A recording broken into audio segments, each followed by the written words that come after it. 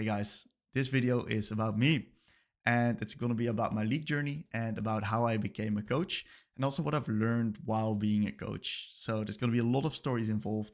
And joining me is one of my friends. It's Wilco, amazing guy. He helped me interview and set up this podcast style of video. So sit back and enjoy the video, guys. Yeah. Yo, what up, guys? Yo, what up, Mysterious guys? here. It's nice to have you here, Tim. We did a few days. We've been in Ghent in Belgium for just our annual get together with the boys. That's right. And yeah, I think it's fun to start this conversation with talking about how we all started, because your league career, I've been a part of it. The start of it. That's right. All the way back. I think 13 years ago. Yeah, I think we started in season 3. Yeah. But we only played for a very brief amount. And then we took a small break. And then we started to pick it up really in season 4. Yeah. Again. So I would say season 4 is the first real season that we started playing. And yeah, I had very limited PC gaming experience, actually zero. I think it's fun to tell the people how long you played without a PC. Yeah, I think that was actually, I started on a MacBook. Yeah. I think it was just an incredibly small MacBook and just the worst setup that you can imagine. Never played a PC game but before that. I used to play some Call of Duty with some other friends, but yeah, that was my first league experience. I think my first game I played like a bot game. Misfortune was my first champ I ever played. And I went like 0-19 or something like that. Yeah, but how was the experience when starting the game for yourself? What were your first thoughts? Were you like, you had one game and you thought, never mind with this, and then you picked it up back to later point, or were you engaged from the first? It's a good question. I actually didn't like League that much at the beginning because it was too complicated for me. And it's a pretty interesting story because I've always been the guy that I'm obsessed with getting better, and I'm obsessed with like ranks, and especially comparing it like with you guys, with my friends that I was playing the game with, is that yeah, I just want to get better. And eventually when we picked the game back up, rank started to matter because first you needed to get to like level 30 and you had to play so many normal games to get there. It was actually insane that you needed to play like so much until you were only allowed to play ranked. I think it's not the case anymore, right? No, it's much shorter right now. Yeah. But okay, so you started playing and this is when like Summoner's Rift was a bunch of pixels with little animals on it and really small champ pool. And through the years, how is this like, you got level 30, you started playing ranked. When was your thought process like, all right, this is really a game I'm going to invest a lot of time in, I'm having a lot of fun here? Ooh, that's a really good question. So let's go back a little bit before that and start with the actual journey of level 0 to 30. Because I think it's really, really fun to talk about that. My journey of level 0 to 30 was actually with you. And with the other friends in the group here, is that I was probably one of the worst, if not the worst, from the friends group. I remember I used to be the best. Yeah, you used to I had prior experience because but it was, you guys took over really quickly. He coached me, by the way. Yeah.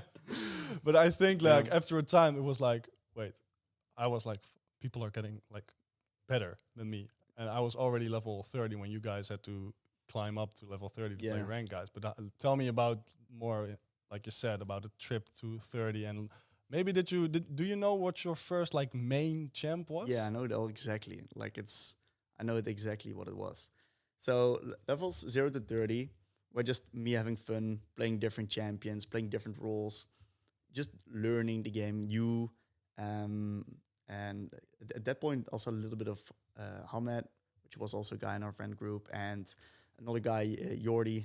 He teaches us the game. He teach me what a blue buff was, what a red buff was, and eventually when I got to level 30, I remember ranked was the first thing that I instantly wanted to try because I thought I could do it. You were hyped for ranked. I was hyped. Everybody was hyped for ranked. Everybody like everyone wanted to get to level 30 to play ranked. And my first ranked game ever was a Vi game, Vi Top. I played Vi Top. Don't ask me why I did. It was another time. It was a different time. Stuff like that was possible back then. I played Vi Top, and I absolutely got demolished. And yeah, I remember it incredibly well. And I think my first placements, I think it was like five games. I lost 3, I won 2. I got hard carried in those 2 games, and I got placed like bronze 2 or something like that. So in the first year of playing, which was season 4, my goal was to get the gold. I really wanted to get the gold, mainly because of the fact that back then in the days, if you were gold, you actually got the Victoria skin. Yeah. And I didn't have any money. Like I was pretty young back then, so I had no money for skins as well. And that meant that if I could get gold, I could get that Victoria skin that was coming up. So I was battling that entire year, also duo queuing with you guys to try to get gold. And I think like a week before the end of the season, I was silver 1. Yeah. I was silver 1. Everybody knows the struggle. It's tough. A week before the end of the season, I was silver 1. So there was like one guy that was like much better than us in our Franken. It was like plat 5 back then or something like that. And I think it was like up to the 2 last days before the season ended, and I had to go on like a holiday with my parents, and I couldn't play those last 2 games to try to get myself to gold. So I called Hamed, which was the guy that was platinum 5, and I said, Hamed, you need to boost me to gold. And in my first season, he boosted me to gold 5. Yeah. It was gold 5 back then. Yeah, gold 5 back then. Yeah. So you came back, you had the Victoria skin. Yeah. And how was the season after? Yeah, the season after was pretty chill actually. It was just slow general climbing. Very very slow. Still Vi top, or did you? No, I actually started maining Vayne. I was like so crazy about those Gosu montages and stuff like that. I wanted to do that as well. And I think Vayne was the champ that I absolutely one-tricked for like incredibly long amount of time. And then that friend of us, that Hamed, right, that Buddhisted me, he became a LeBlanc one-trick. LeBlanc mid-main. Oh yeah, he was insane. He was back in the days, that was like crazy for us, right? So I saw him do some stuff and I was like, I want to do that too. So then I started playing LeBlanc as well. And for a lot of people that know me right now, I've actually become the rank 1 LeBlanc in the world 2 years ago. But yeah, that was like the starting of that journey, really. Okay, yeah. And then you like things changed, seasons changed, the game changed overall. What is your opinion about how League of Legends has changed from the moment you started to how it is at the moment? Yeah, I think that for me, that's a very interesting question, because right now it's kind of my job, and it used to be the game I played. And it's been quite a transition also for me to get used to that. And yeah, I think it's good to also talk about the stuff that happened in between me getting towards that point. Yeah, because there's a lot of seasons still between that. I think I've only reached Master Tier like 5 years ago for the first time. Yeah. So to give you guys a little bit of a recap of what happened in those other years. I think I reached Gold 4. Not me, but my rank set Gold 4. Then I think for the season after I was Gold 2 or something like that. Season after I was Plat 4. Then I quit. I quit for, I don't know, I think a year. And then I got back, and I got a little bit older, and for some reason the game started to click much better with me. And I started playing with you guys again, and also with the friends are downstairs right now. They're not in this room. They're loud and noisy. But yeah, it actually started to go really, really quickly, really fast. I think dynamic queue was a thing, where you could just queue up with 4 people or like 5 people in one team, and you could just get ranks. Oh yeah, that was insane. It was really insane. Great time. That was crazy. I got carried a lot during that time. Yeah, that was awesome. And then I started playing AD carry. I started playing like stuff like Kalista and Twitch, and I got the diamond rather quickly. And when I got the diamond, I've actually stayed diamond for like 4 years straight. I was like hard stuck diamond for 4 years. I think it's good to elaborate on that in a little bit. But I got to diamond, and when I got to diamond, I was like, hey, maybe I can actually. I kind of want to get to master. I think diamond. It was diamond 5 back then. Yeah, and emerald wasn't a thing yet. No, so it emerald was didn't just exist. Straight to master. Yeah, and it was diamond, master, and there wasn't even grandmaster back then as well. Yeah. So when I think it was diamond 5 even. I reached diamond 5 and I was like, hey, I'm maybe I'm decent at the game. That was the mindset at then. So then I started taking a little bit more serious when it comes to climbing. I've never reviewed. I just played games. I didn't even know what it was. I was still young and I was still playing the game for fun as well. Maybe sometimes a little bit as an escape from all the school stuff. Yeah, yeah. A way to blow off steam. Definitely, Yeah. definitely. Also good to talk about some of the narratives Yeah. and the player I was in the past. But that's also, we're gonna also cover that. But yeah, from Diamond 5, I started playing mid and jungle.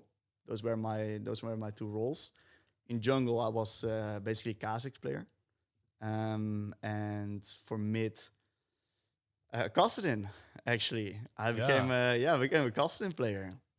I actually it took me 2 years or something like that, but I got from Diamond 5 to like Diamond 2, and then for like 2 more years, I was stuck in between Diamond 2, Diamond 1. And then suddenly I started maining Rise because I saw some guy in my team absolutely 1v9 on the champion, and was old Rise back then. Like, was holy shit, if he's able to do that, I should be able to do that. Yeah. And that's always been the motto in my league career. It's like, I see someone do something cool and I'm like, I want to do that. So I start copying them and I start doing it like that. That's always been my story. I've been pretty good at copying people and then becoming even better at it. Like perfecting Yeah. a thing somebody built. Yeah, I'm an interesting character like that because I think I see something cool, and I want to do everything to become just as good or even better than that. I don't know, it fills me with dopamine. Yeah. I'm not sure, and maybe it's strange. Maybe other people can relate. I'm not entirely sure. I'm not. What do you think? How about you? Well, I think when you're playing the game and you're just you see yourself doing things you didn't do before, then it's just like, oh, you're noticing that you're getting better. And the rank system also, it really shows your improvement during the years. And I think with a lot of champions, once you get to know their structure and really feel at home with playing the champion, you get comfortable with the champion, then it's such a different type of game you play than when you're playing a non-main champion. And I think for most people, like when you're super comfortable with a champion, you're like, I don't care what the enemy picks. If I pick Kassadin, it's done. It's gonna be good. Yeah. I think to have that feeling, be confident in the champion you play, Yeah, it brings a lot to climbing in those early days as well. definitely. Yeah. So to continue with the story, right? I started playing Rise and I instantly shot up from like Diamond 1 to a very short amount of Grandmaster. Actually, Grandmaster got introduced that year. I instantly skipped Master. I went from Diamond 1 to Grandmaster, and then I quit playing again. Do you remember why you quit? Yeah, I think my mind was occupied with girls at that time. Ah, yeah. I think It comes with age. Comes with age. yeah, I think that was going through my mind, man. But so I quit playing for like half a year, dropped back down to like Diamond 2, Diamond 1, and then I got to Masters, and it was actually that time was really massive. I think the first time I shot it to Grandmaster was like super random. I think it was mainly because I was just really good at Rise, but I didn't know anything about the game. I just was good at Rise. I was good at killing people, and that won me the game. But it's like what I said. If you have certain people who can just climb like crazy with this one specific champ. Yeah. And I think that's a really fun aspect of the game. Like you can do a lot with a champion you're comfortable and confident with. And I think absolutely that being able to impact games that way brings a really fun aspect to League of Legends. Yep, that's absolutely right. And yeah, I reached masters that year, and I think it's good to then continue towards the next phase of my league career. That was Yeah. the fun phase, and now Fun's over now. fun. It was still there, but a little bit less. It's starting to decline. But like, of course, the game is still fun. Otherwise, I wouldn't do what I'm doing right now, right? But yeah, I think I reached masters, and it was like some Dutch guy in my friends list. He was like Diamond 4, and I was like Masters, and he was like, "Hey, you're Masters. I want you to play with me in my team." And I didn't understand what it means. I didn't even know there were like teams or something. I was thinking of ranked 5v5 teams or somewhere like that. But it was legit something. It was like incredibly low level, of course, but it was something. It had a coach, it had other players, and yeah, that really got me introduced to team playing and competitive. So firstly, you thought there was like only LCS or maybe those bigger teams, and then you found out that there are like smaller brackets, and you started getting to know like these smaller brackets and smaller teams. Yeah, I actually didn't even know that was just there. I never cared to investigate or anything like that. Just someone invited me into it. I tried it out and I kind of liked it. So it was good. I think this is 4 or 5 years ago. What we're talking right now, 4 years ago, something like that. And I got introduced to that first team. I got introduced with my long-term coach from that time, which was Andreas, that guru. Absolute beast, by the way. Only positive things to say about him. And he's really been helping me develop as a player over these past 4 years, but also as a person, and also as a coach right now. And it's been incredible. He's helped me in a lot of positive ways of me developing myself in my journey. But so yeah, that was my introduction to competitive. I'm gonna talk a little bit more about that. But one thing that while I'm on the topic of mentoring right now, is really good to mention as well, is I used to be toxic AF. Yeah, you were back in the day. Yeah, you were crazy. I was bad. Screaming. I was bad. You were like the screecher kid. Nah, not necessarily the screechy kid. I was the typer, dude. Yeah, okay. I had some chat bans. I was just young. I said some dumb stuff. I was just angry at like, I thought it was my teammates ending me. Of course, in hindsight, that's not the case. I was just angry that I couldn't carry the game myself. But I used to be very toxic, and I think like 4 years ago, but before that year when I started that team, I catch the ban. I think it was a 2-week ban, and then it was like the final warning from my account. And when I read that, I was like, man, I really screwed up. If they give me one final warning from my account, I need to step my game up.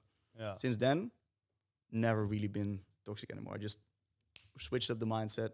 So it was like a wake-up call for you. It was a wake-up call. Yeah, absolutely. I got the 2-week ban and was like, not anymore. No. So how did you? Was it like just like a click in your head, like, oh, I'm gonna be chill from now on, or did you take or do anything to make yourself less likely to be toxic in games? Did you like always mute yourself, or did you use any tricks to keep your toxicity away? Yeah, absolutely. So it started off with a mindset shift, because I spent like, for me, it was an insane amount of money, right? Like 400 euros or something like that on skins on that account. Yeah. It's great that I didn't earn anything, right? So that for me, that was a crazy amount back then. And I recognized that I cannot just throw this account away. If I get a permaban, all that money, all the ranking, all the champions is gone. Yeah. So what I did is I asked help from Andreas, the guy that was coaching me, but I also just turned off chat. Like, you have this function in which that you can just turn off chat entirely. And I started doing that for like the first 3 months of playing afterwards from that time. And that was okay. It just worked. Mm-hmm. It just worked from that point. Did you also stopped or started playing duo queues with certain people, or started like doing solo games only? Did that affect your toxicity? Like if you knew, like, oh, if I'm gonna play with Mm. this or that guy, if I play solo, because sometimes being with somebody Mm. in the game, it also dims your toxicity down. Did that change something? It's a good question. I think in that moment, dual queuing and master wasn't allowed. But I've definitely played some duo before that. Also with one of the guys here in the in the group with us. Um, Mid jungle duo. It wasn't really. It didn't really have anything to do with toxicity, but the problem with what I experienced with when I was playing solo versus when I was playing duo queue is when you're playing duo queue, it's so easy to play in the rest of your team because you got two voices saying the one thing. So the amount of you don't really take responsibility for your mistakes if you're playing duo queue. It's always the His teammates' fault, influence. this fault. Yeah, we're playing mid jungle duo queue, and our support is then the victim. Yeah, okay. Poor guy. Poor guy. It was probably Double me. report after the game. Good times. Yeah. But so the toxicity dimmed down. Yeah, you absolutely. you were chill. Yeah. And it took a while from that point you were playing with some startup more lower grade competitive team. Mm-hmm. Explain to me how that developed over time. Yeah, that's a really good point. Let's go into the competitive setting of my journey, right? So it started off like really low, like very low division, Benelux qualifiers, something like that probably, and I think also like Prime 4 or something like Prime League Div 4. I think that's where it all started. And I actually had a really good time. I loved playing competitive, and I was really good individually, but I struggled doing something with the team. I didn't really understand that. It was my first experience with it as well. So I had a time in which that I played the qualifiers and Prime League Div 4, and then after that, I think I went to what did I do? I think I went to NLC Div 2. What is that? That's the Nordic championship. You got Prime League, which is Germany, Benelux, which is the Netherlands, but just the Benelux. If you guys don't know what the Benelux is, let me know. I'll explain it to you. And the NLC is like Sweden, Denmark, Norway, Finland, UK, those regions really. And I joined the team there, and mainly with one of the old players that made a team into that league, and we started playing NLC Div 2. Didn't go too well, honestly.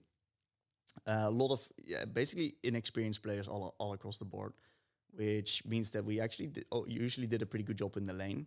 But when it got to the general team macro and stuff like that, we were throwing games with like 10k gold leads and stuff like that. We just had no clue how to end the game and explode the enemy nexus.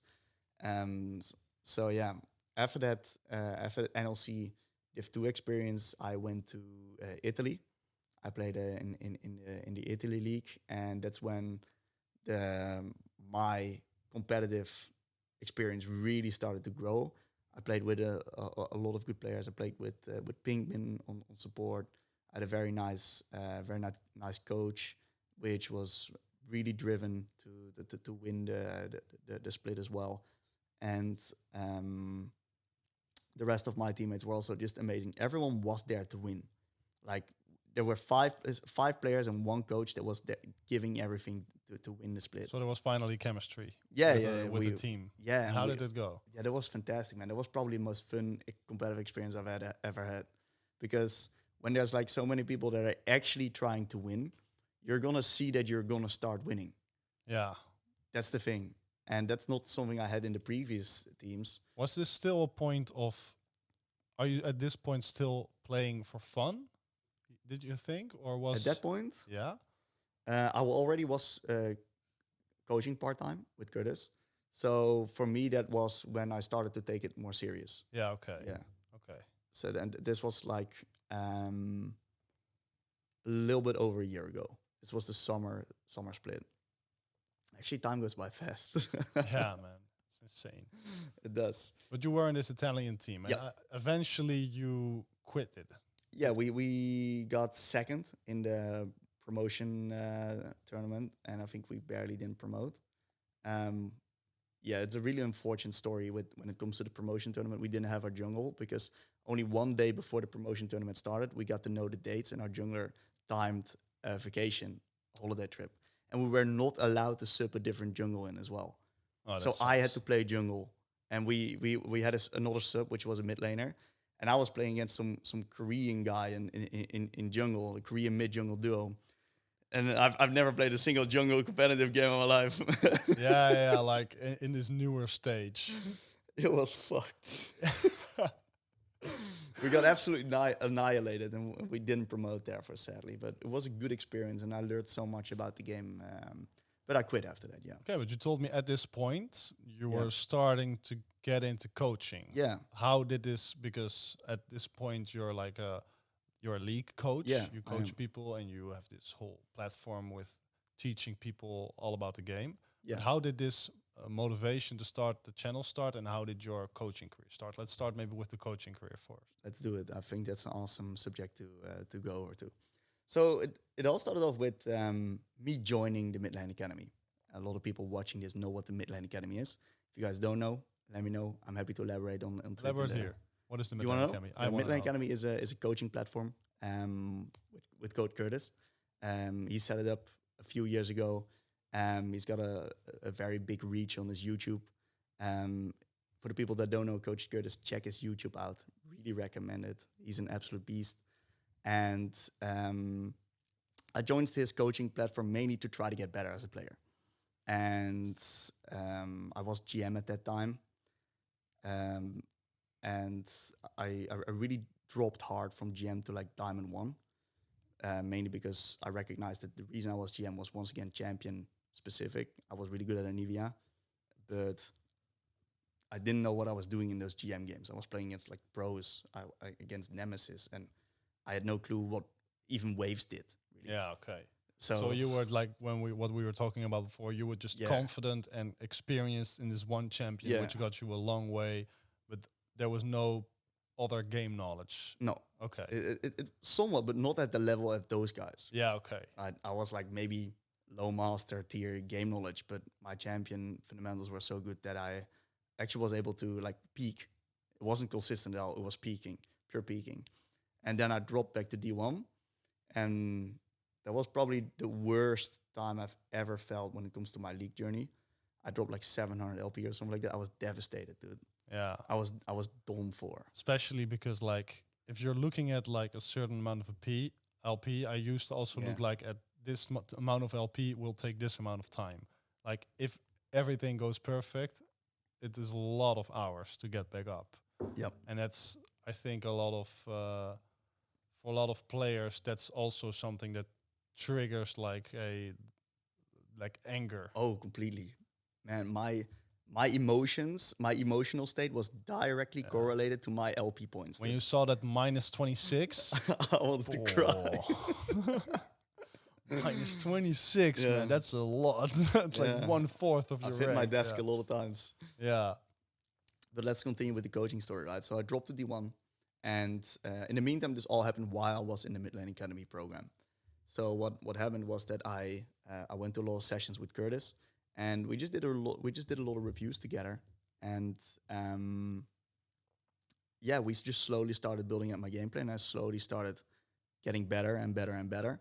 And together with Curtis, eventually I was able to reach Challenger on EU, and I made massive improvements. And how I got into coaching, eventually Curtis shot me a message, and he really liked my philosophy about the game, my positiveness, which was something I, of course, developed then over by making a lot of mistakes in the past. And he said, "Hey, would you be down to try and coach and see how it is?" Okay, so Curtis wanted you to join his mid lane academy at this point.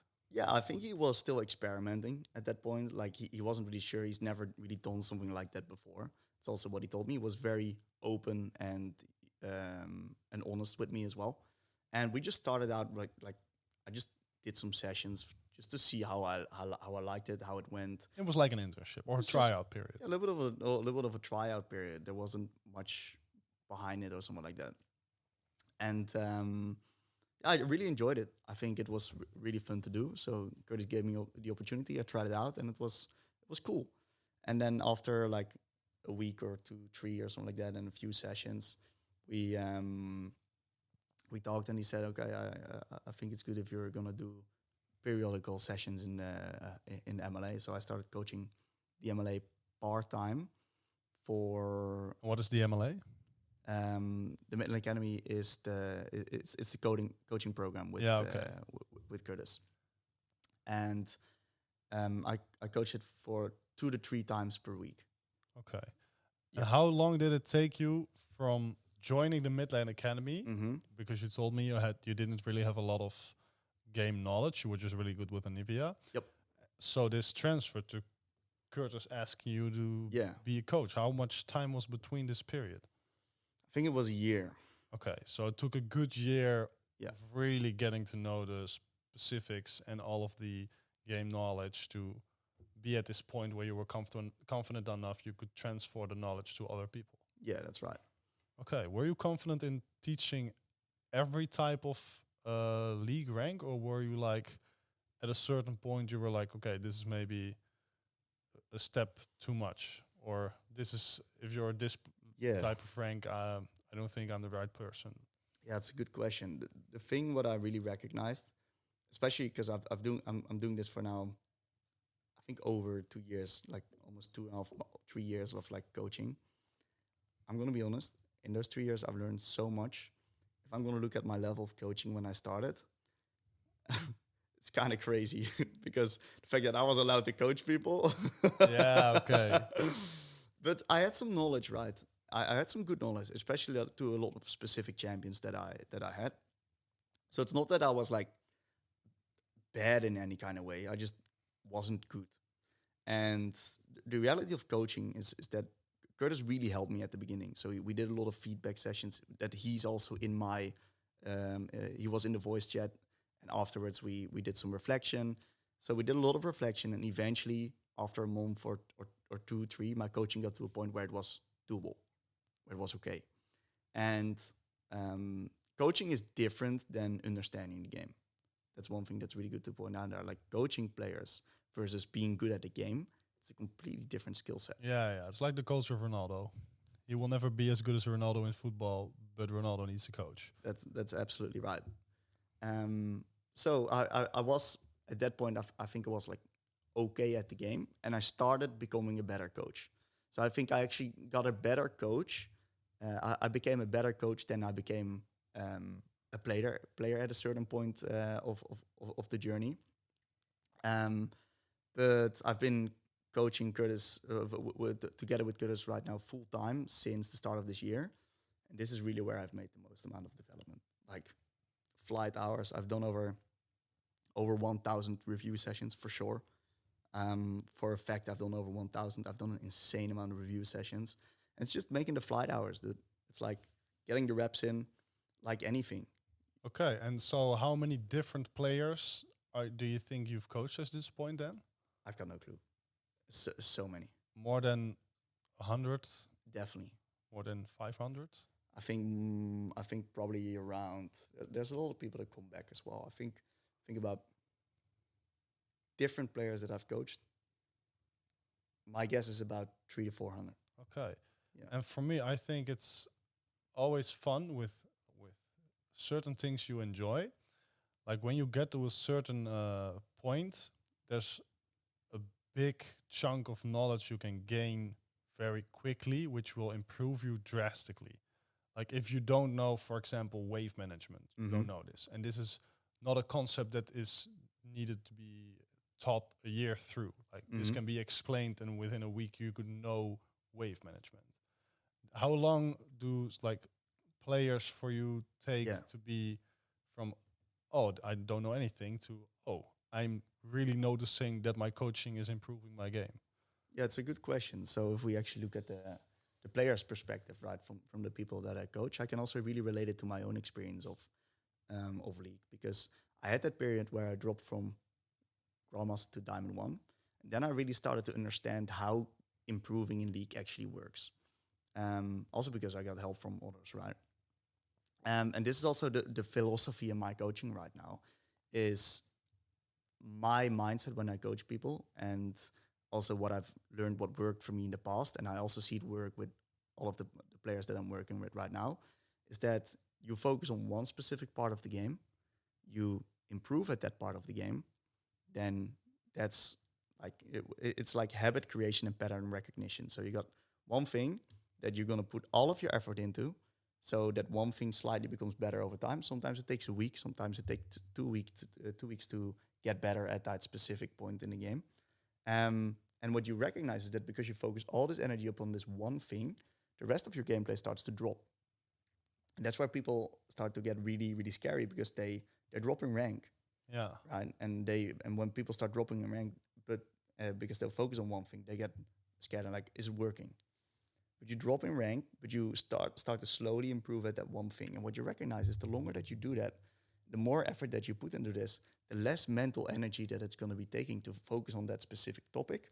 So slowly you can start building those other points to your old level as well, while having elevated that first point because you put so much emphasis on it. So I think it's the same with becoming confident with a champion, but instead of a champion, it's a game-specific subject. So, for example, you were like with Anivia, you told me you were experienced, you were confident, which makes it really like a fluent to play Anivia. But if you're doing the same with either wave management or Absolutely. with ganking or whatever, I think that's how you're putting it at this way. Yeah, I just started working. For example, my first thing that I worked on was my micro. 2 weeks, only thing I was focusing on was my clicking. Then it got to the point where I was pretty happy with it. Fine. I stopped thinking about that. I went to wave management. I didn't even understand what freezing was back when I made that climb. So I started to learn how to freeze. Sounds crazy, right, for a master tier player, but I didn't know what it was. Yeah. I was good at killing people. Yeah, skill shots. Just I was just good at killing people. That's it. I was really creative, but I didn't know how the game worked. So I just started working, and I was like so curious. Every type of thing that you could imagine putting into the YouTube search bar, I was searching for. I was searching for wave management stuff, resets, jungle tracking, warding, everything.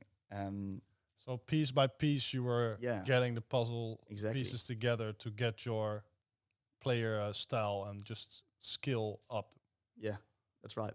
Okay. That's how it started. So for people who join your coaching trajectory, they start and they're. Is it like is there a specific thing which you start with? Is it like, all right, let's first get like a champion pool of play of champs you want to play, or do you say no, we're not going to focus on champs first? You need to know recalling or whatever. Yeah, that's a really good point, because when it comes to League of Legends and becoming better at the game, right? It's a very important thing for a lot of people. Is how do you actually get better at the game? It's like skills of importance that you have to focus on. So first of all, you have to fix up all of your out-of-game stuff, because if you got massive narratives, you're incredibly toxic, you are playing a new champion every game, it's going to be impossible for you to improve, because there's so much outside of the game stuff that you need to break down first and get consistent before you can even make any progress at learning the game in itself. So first, we're going to be tackling champion pool. Do we even know how to review? Are we playing with intensity? How is our mindset towards the game? Coaching players that are like flaming in game, it's not possible because they're not focusing on themselves. Yeah. All right. And that's what you need to do if you want to become better. So that's where you start with.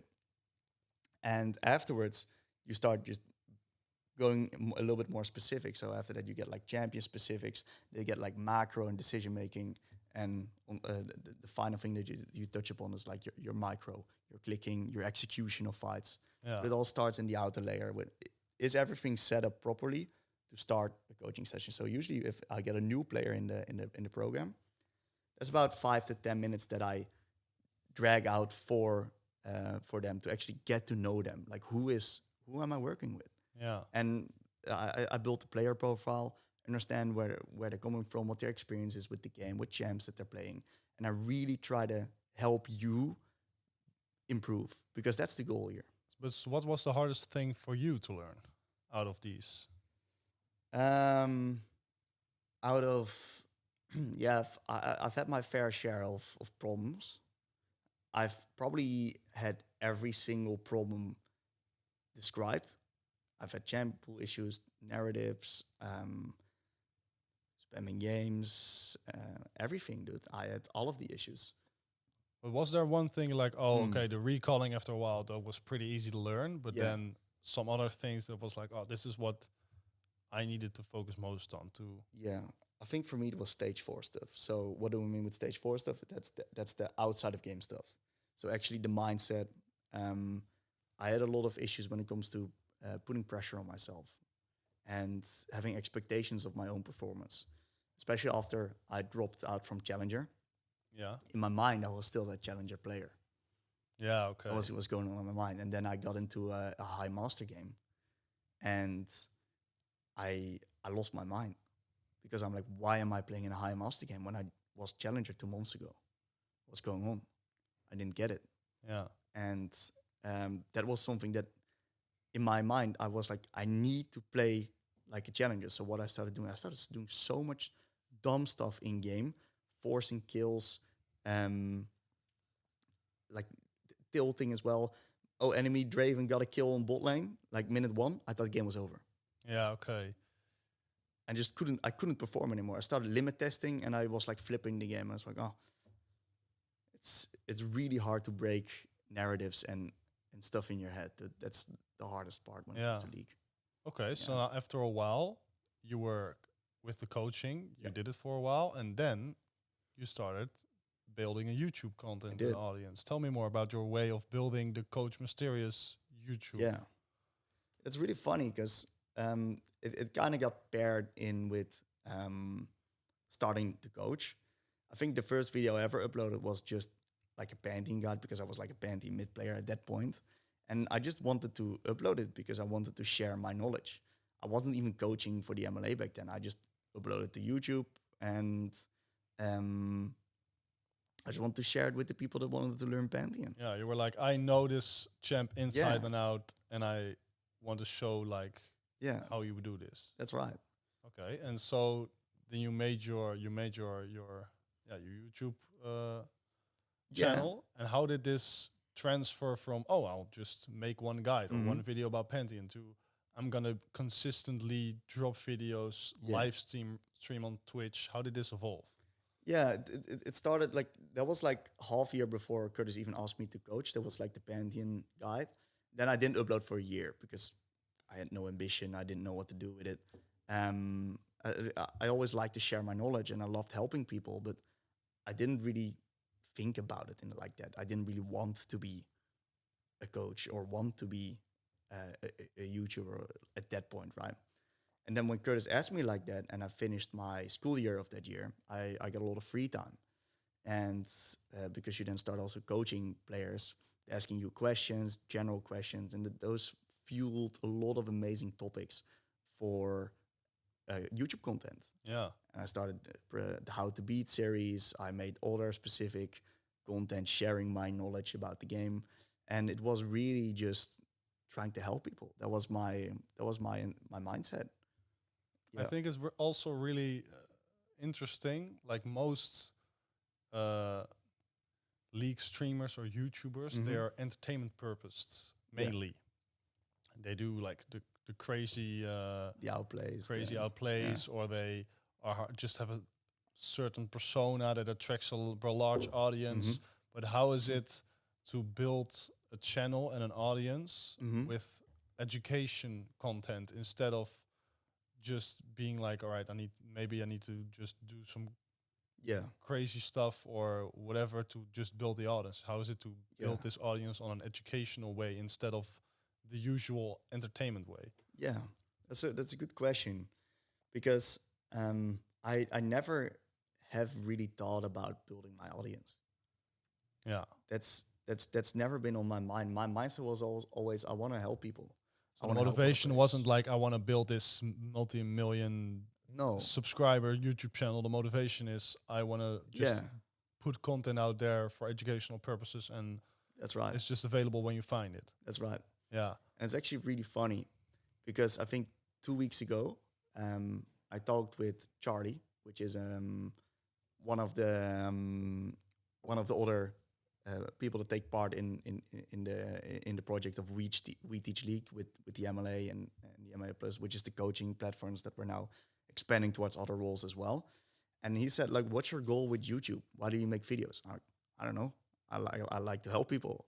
He's like, okay, if you really want to like do something in this, what you need to do is you need to try to find a niche. You need to specialize and get high quality viewers if you want to make it grow in a way. And that's really the first time that I actually started thinking about how do I grow my channel in a way. So it's been only on my mind for like 2 weeks. I haven't had much more time to think about it. I've been Here we busy, are. dude. Here we are. Let's talk about it. All right. Yeah. If anyone has any suggestions, let me know. How do you want to be known to your audience? Yeah. I just want to. I think deep inside, I just want to be the guy that helps people, but I want to be the guy that helps you get to like the high ranks. I want to get specific. When it comes to my coaching, the thing I love coaching the most is I love coaching like the Diamond, the Master Plus. Those are my favorite sessions because I can get a little bit more into details. I can actually share the knowledge that I now have acquired over the past years, and I can share it with them, and that's awesome, and it's so fun. Yeah, man, it's so fun. Because how is it like these players? Are they ever coming to you with problems or situations you're like, damn, I need to research, man. I have no clue. I had that a lot at the beginning, Yeah. mainly because a lot of times I just didn't know. But lately, it's not been that frequent anymore because I've seen so much already in all of the sessions that I've done. And the reality with League is, and that's the funny thing about this game, is if you don't know something, you don't see it. Yeah. So if the client doesn't know it and I don't know it, we both are not going to spot it in the review. So my job as a coach is actually to do my own research outside of the sessions, improve my game knowledge so I can share it with the clients in the reviews themselves. Because they're going to come to me, and if I don't have the previous knowledge to back it up, then it's going to be really hard for me to understand exactly what they're struggling with and exactly give them the tools to what they need to improve themselves. Yeah. And how do you say this this will go into the future? How do you see yourself building this up and making the content that you do? Do you see yourself changing your ways still? Is it still fluctuating? Or are you like, I have this certain types of videos or types of education and I'm going to stick to this and build this out? Yeah, I think I'm going to try some stuff out and see what I like to make and what's sustainable for me as well, because a lot of my time actually goes to the coaching and the content creation of the programs itself. So yeah, that's something that I'm in the process of figuring it out. And when I find some time, I'll experiment with it, and I'll also let you guys know, of course, to yeah, because whenever if I there's a find out. viewer watching at the moment who's like Yeah. he does coaching with you, or he Mhm. has been watching your YouTube for a while, what is something you think your viewers should know about you? I think the most important thing that they should know about me. That's such a good question, actually, dude. Yeah. Yeah, If that's I come to this channel and I want to know your character or your Yeah. persona, like what is like a key thing? Ooh, wow, that's a deep question. If they come, if they what would they know about me, huh? Because you told me there's like if you get new clients Yeah. in these in the mid lane Mhm. academy and you're spending some time to get to know them, Yeah, what should they in that time try to get to know you about? yeah. That's a really good question. I think the most important thing to know about me is that I'm really passionate. I'm like very, really, really passionate. I've always tried to become the best. That's also what I'm trying to do right now. I'm trying to become the best coach to help you become the best player that you want to be. That's really been my drive, Yeah, and I driving think force. for me, I remember a time when I was in the Discord with you, Yeah, and I was just live streaming the game I was playing, yeah, and I just suck. But I was playing this game, and you were like, "Hey, just like push the wave and recall, and then this and this," and then I did that, and I was like, "Right, sure, I'll just listen to this guy explain." yeah, And you like from a losing early game, you were yeah, like, "Oh, maybe you push the lane now and you go bot." And I was like, "Oh yeah, sure, I'll do that." And I'll go bot. I get a double kill. I'm like, what is this guy? How does he yeah. know where I need to go and be? He's just watching me. And we got back, and you were like, "All right, now you're gonna have this much gold in the next wave, so you can go back and get this item. So you'll be stronger than the opponent, and you can one point." And I was like, "Shit, man, this is crazy." And at the end, that was a victory, and I was like, "I think you played the game more than I played the game at this point." And I think for viewers, it's just a big shift in horizon whenever you're actually getting down to the knowledge amount that you have, and Yeah, like with other people as well. So I think for people to come into this channel or whatever, like I think your the amount of knowledge you have, game knowledge and is just yeah, overall, is for some people just they don't get a grasp of it no, yet it's when you come insane. into Yeah, this channel because you see a lot of content, a lot of different very specific videos. yeah, And I think for people who are getting into, just browse, see yeah, which videos pick your attention, take a look at them, try some things out.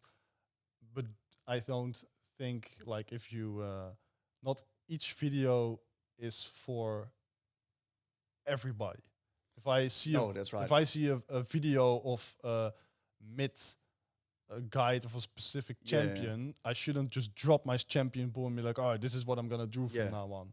And I think that's an important viewpoint of getting to know you and your channel I because think that's so good. Like what you say, it's perfect for me to build upon because I think that distinguishes me with, for example, the guy from Fiverr or the guy or like other coaches that that are also really good at the game. But what makes me really good, because I've also learned this from Curtis, and I've experienced this in all of the sessions that I've done. I've done a wide variety of sessions from Iron to Challenger, and I think I am really good at recognizing what you need to become better. So if I'm going to be coaching a silver player, I'm not going to go into the details of which minion to out attack to drag the wave like that. And if we out attack that minion, we're going to get a priority on that next minion, and we can take a small little trade. It's not important for a silver player. A silver player needs to know, what does my champion do, and how do I consistently play out my champion towards my strengths. And I think that's a really strong point because I'm really good at navigating, okay, what type of player am I working with and which type of information should I feed them without overcomplicating it, but also not challenging them enough in the review themselves. do you sometimes keep things like quiet when you see people making certain mistakes? All the time, You're like, "Oh, I see this, but I'm just every gonna." time, every coaching Yeah, session. I spot this and this and this, and I'm like, don't say it. It's not, I'm just overwhelming their mental state. If I do yeah, that. exactly. They're going to be like, but he said this and this, and they're not going to understand it. It's going to be step by step. Focus on Yeah, what like you they said, need you the build up most. this one specific Exactly. thing within the game, and then you build until it's Yeah, automation, and then you build up these other pieces, and together you become a good player. absolutely. Is there Yep. anything else you want to tell the people? Oh man, there's so much still to share, right? First of all, if you guys have any questions about me, let me know. Right, I'm happy to just answer. I think a final thing to put out there, right, which is really important, is that there's also different types of players that come to your sessions. And I think that's so funny for me to share with everyone. There's like, you got the type of players that are really good intuitively. They got very good micro. They're really good at managing their champions, but they don't understand how the game works. You got people that are very new to the game, and you just gotta like start at the beginning. You got people that play a new champion every single game, you got to start working on outside of game stuff. You got people that come in, they start doing some tiebreaker stuff with their jungle, and you got to work on the mental aspect of the game with them. And it's like there's so many different ways of how a coaching session can play out that I think every single session that I'm going to be doing and that I do, I go into it with an open mind, and it's like a puzzle for me to solve as well. And I think that's the most fun thing about coaching. It makes you it challenges you in every single aspect, because every single session that you're doing is a new puzzle that is for you to solve. And I really love solving puzzles. I've always been really good at it. I want to be the best puzzle solver, and yeah, I think I'm on my way with on the right direction. Tim, I want to thank you for having this conversation, and I think for your audience and for everyone, it's nice to get to know the person behind all this knowledge that's given to others. Yeah, So yeah, I think that for new players, it's I think a lot of people have like your what you're doing as like the wow, how is this guy being a coach in League of Legends, yeah, like being able to make your money and spend your time in a game that you're passionate about is yeah, really rare. So I think it's just amazing that you've been consistent and passionate and driven enough to build all these hours, all these days up to the point where you're now like a coach in the Mid Lane Academy and that's right. building up the YouTube and everything.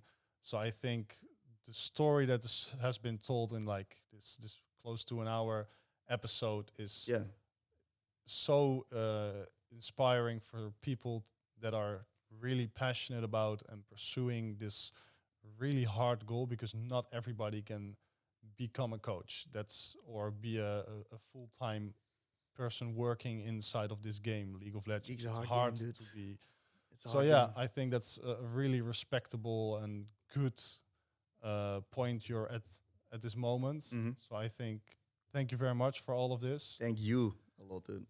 Yeah, Appreciate it's you been a taking great time. conversation, and because I kind of quit playing League and especially Yeah, ranked some time ago, so I was curious about how this was gonna go in terms of game specifics. yeah, But I think because I'm also you're used to talking to people and simplifying of course. game specifics, so that made it really easy. So yeah, thank you for your time, and if you want to tell the audience anything, you can look into the camera over here, man. Yeah, there's a few things I want to I want to specify still at the end. Like, I really want you guys to first of all check out the coaching platforms that we're working with. Links are going to be in description.